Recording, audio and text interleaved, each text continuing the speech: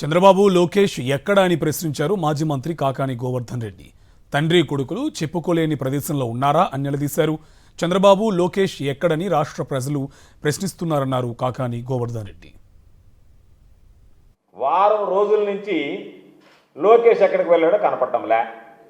4-5 రోజుల నుంచి చంద్రబాబు నాయుడు కూడా అదృశ్యమయ్యాడు. కాబట్టి మీరు ఎక్కడున్నారో అని చెప్పి రాష్ట్ర ప్రజలు అడుగుతుంటే, ప్రశ్నిస్తుంటే మీరు ఎక్కడున్నారో కూడా చెప్పకుండా, చెప్పడానికి వీలు లేనటువంటి, చెప్పుకోలేనటువంటి ప్రదేశంలో మీరేమన్నా ఉన్నారా?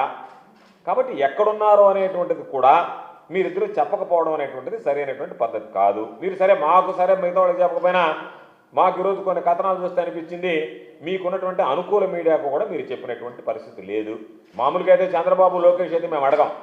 ఒక ఆయన ముఖ్యమంత్రి, ఒక ఆయన మంత్రి, మీరిద్దరూ ఒక బాధ్యతాయుతమైనటువంటి పదవులు నిర్వహించేటువంటి పరిస్థితుల్లో ప్రజలకు జవాబుదారీతనంగా వ్యవహరించాల్సినటువంటి మీరు ఈరోజు బాధ్యత రాహిత్యంగా రహస్యంగా టూర్లు చేసుకుంటూ ఏ దేశాల్లో ఉన్నారో కూడా కనీసం చెప్పకుండా ప్రజల్ని డైవర్ట్ చేయడానికి ట్వీట్లు చేయడం అనేటువంటిది ఎటువంటి సాంప్రదాయము? మీరు ఎటువంటి పరిపాలన గురించి ఈరోజు మీరు పరిపాలన గురించి, పారదర్శకం గురించి అసలు మాట్లాడే అర్హత, హక్కు మీకుందా?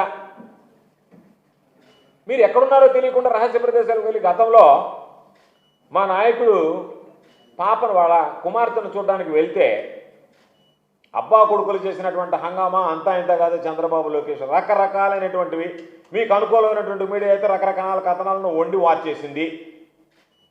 ఈరోజు మీరు ఎక్కడికి వెళ్ళారో చెప్పండియా అని అడిగితే దానికి సంబంధించి ఉలుకు పొలుకు లేకుండా గమ్మైపోయారు. మీ భోగవతాలు ఎట్టుంటాయంటే ఆత్మస్థుతి పరనిందతో బ్రతికేటువంటి వాళ్ళు మీరు.